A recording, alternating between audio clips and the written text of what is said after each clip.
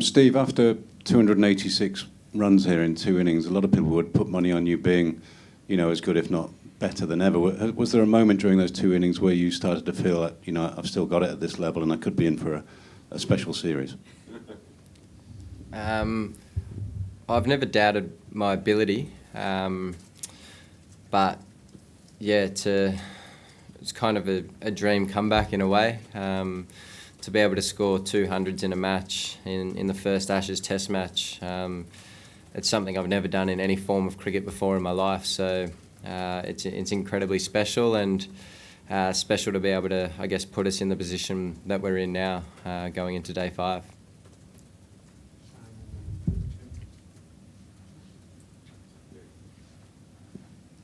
Matt, what does it mean to you to score your first Ashes 100 and a celebration at 50? What does it all mean to you? It's a good reward for a lot of work that I've put in over a 2-year period now. I probably never thought that I'd be back at this level firstly, and then to get an opportunity to play the first test of an Ashes series, I'm grateful to be here, and probably the celebration, I'm even more grateful for my wife throwing me on the plane and telling me to come over and play the Australia A series to hopefully get an opportunity to be in the position I am. So that's what that was all about. I didn't know if I'd get another chance. Matt, how was it to bat with Steve at the other end?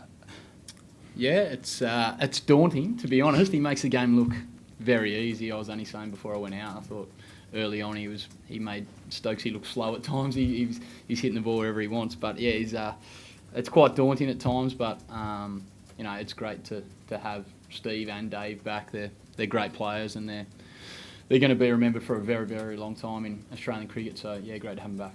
Is that a help for you when you were batting at the other end with him?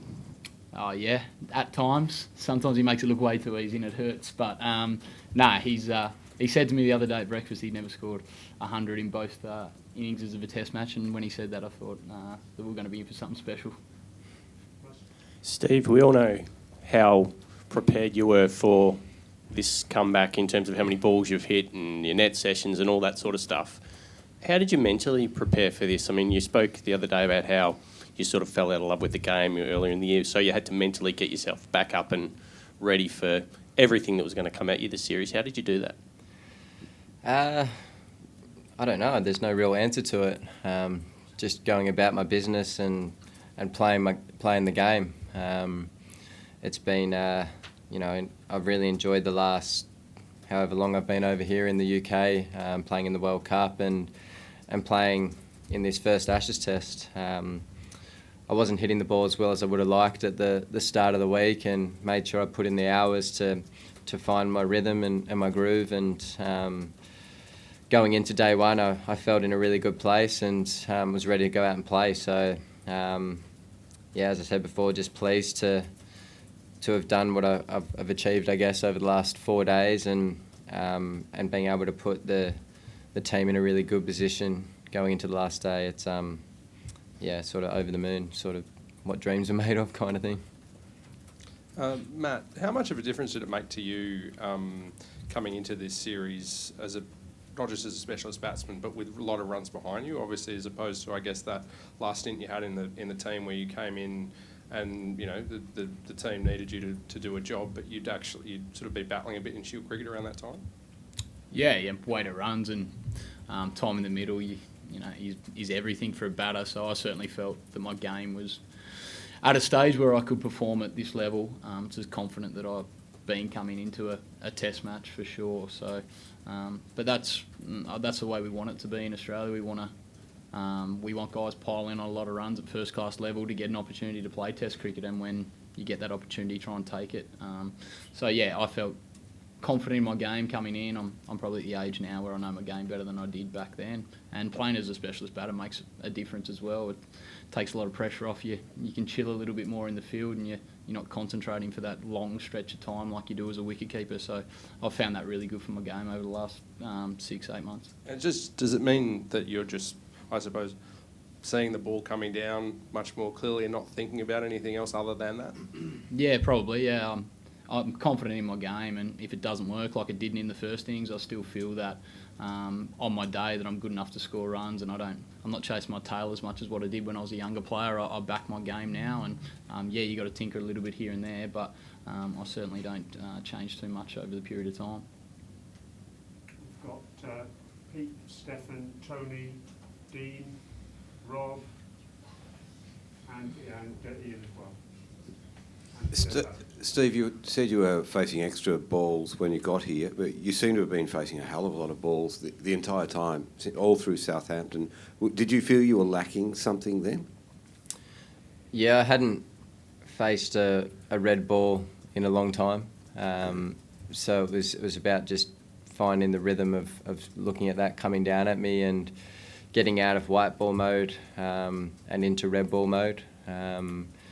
I don't change a great deal there, the way I play, but there's certain little things that I do change with, the way I hold my bat and the way I try and move across the crease and things like that. So it was just about just finding that rhythm, and it took me a while, and it took Graham Hick a lot of throws to get there. But I found the rhythm 2 days, I reckon, before the game, and topped it up again the day before, and was confident coming into the game that I was in a good place. Is it difficult to get those assistant coaches to keep going? They look like they want to run away whenever they see you. No, they're brilliant. They work extremely hard. All the backroom staff do, and they'll throw to you for as long as you like if you need to do what I needed to do. And we're really fortunate that they do work incredibly hard. Where am I going? Oh, you just there. Steve, when you were dismissed, there were still some boos, but mainly a standing ovation. Were you aware of that, and is there any sort of feeling that you may have won some people around during this game? I didn't really know. I wasn't really paying attention to that. I was kind of just looking at where the boys were on the balcony and that sort of Australian contingent just to the left of where I was walking. So, it seemed as though, there was a lot of praise, I guess, and it was nice walking off to that, and just really pleased that I've been able to do what I've been able to do last couple of days with Maddie, who played exceptionally well, and just get ourselves into the position we are now. Matthew, you were saying before that you didn't know if you'd get another chance. So how surreal is this for you? Yeah, probably hasn't sunk in just yet. First test match of an Ashes series, and to play was a dream come true, let alone to contribute to what we're hoping will be a win in the first test. It probably won't sink in until maybe after the game, or maybe a few days when we're playing a tour game after this game that it might sink in. But extremely happy and proud for the way that I probably soldiered on over the last couple of years, not knowing if I'd get another opportunity. Steve, you spent more time than most on that pitch. What's your reading of where it's at going into this fifth day, and what kind of challenge England are facing, bearing in mind the condition of it? Yeah, it's obviously going to be a day 5 wicket, and it started pretty dry from the outset of the game. So, obviously there's quite a lot of rough that hopefully Gaza can exploit. Quicks, I think the ball's been getting soft pretty quickly, so I think it's going to be about attacking the stumps as much as we can.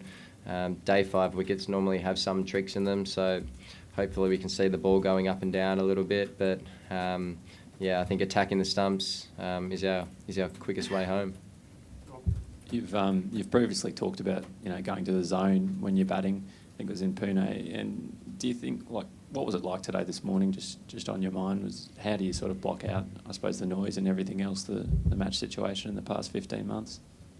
When you're out in the middle, it's easy to block all that stuff out. I'm just there and I'm playing the game and doing what I love. So got myself in a nice headspace today where I really wasn't thinking too much other than where the field was and where they were trying to bowl to me, and just hitting the ball or leaving the ball, just playing the game. So fortunately it worked out today. And what about the knock to the helmet yesterday when the doc came out with any concerns at all? He got me pretty good. It went back down the wicket. It sort of stopped in the wicket a bit, and I was a bit quick through the shot. Didn't really hurt too much. It was kind of just a bit of a shock that I copped one in the head. I haven't copped too many in my head over my career, so it was something a little bit different. But it didn't sort of affect me, or I felt fine afterwards.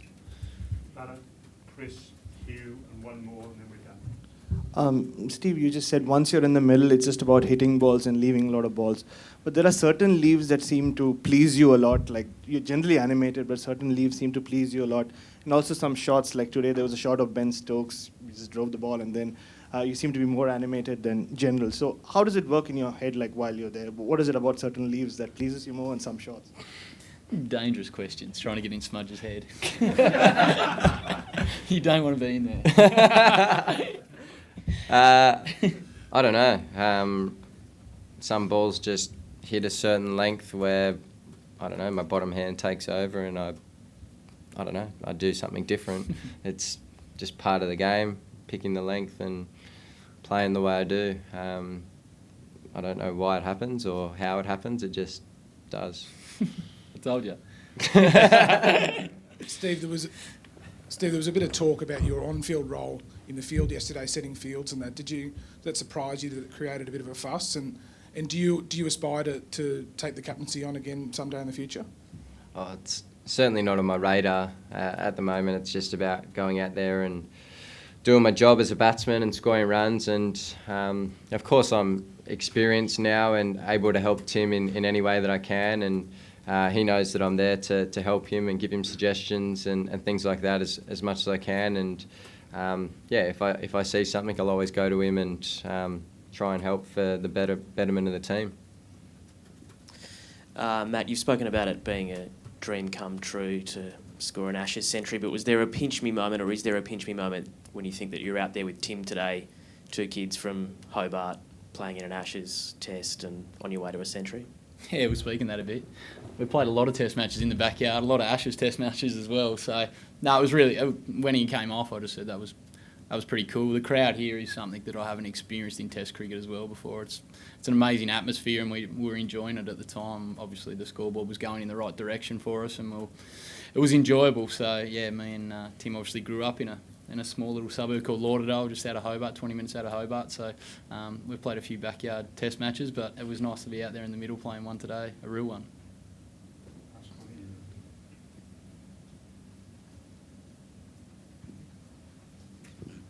Steve, did you feel when you're batting today that you kind of broke the spirits of the England bowlers, because at times they just looked like they didn't know where to bowl to you? Oh, I don't know if that's the case. I spent a lot of time in the middle, obviously. Probably helped the second innings that I was able to get off to a pretty quick start yesterday. I think I was almost at a run a ball or thereabouts overnight.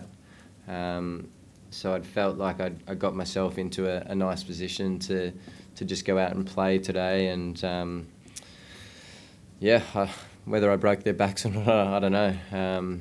I guess that's a question for them. But fortunately I was able to keep them out there and keep them coming back as much as I could, and just scoring the runs that was needed to, along with Matty and Travis Head, who I thought played well as well, get us in a position where hopefully we can go on and win the first Ashes Test match.